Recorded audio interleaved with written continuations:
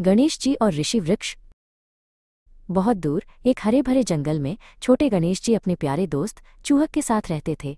गणेश जी को हमेशा नई चीजें सीखना और सबकी मदद करना अच्छा लगता था।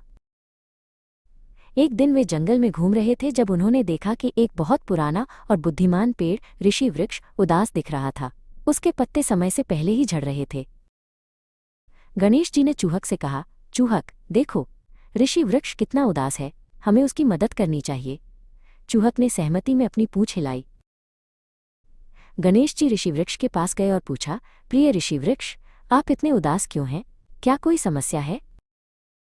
ऋषि वृक्ष ने धीरे से उत्तर दिया, मेरे पत्ते समय से पहले ही झड़ रहे हैं और मैं अपनी छाया और फल जंगल के जानवरों को नहीं दे पा रहा हूँ। मुझे नहीं पता क्यों। गणेश जी ने ध्यान से सुना और फिर अपनी सूंड से जमीन को छुआ।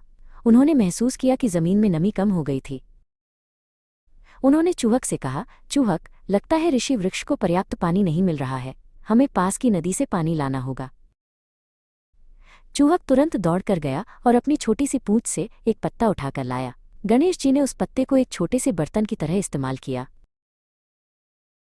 गणेश जी और चूहक ने मिलकर नदी से पानी लाया और उसे ऋषि वृक्ष की जड़ों में डाला। उन्होंने ये काम कई बार किया जब तक कि जमीन नम नहीं हो गई। कुछ ही दिनों में ऋषि वृक्ष फिर से हरा भरा हो गया और उसके पत्ते चमकने लगे। गणेश जी और चूहक की मदद से जंगल में फिर से खुशियां लौट आईं।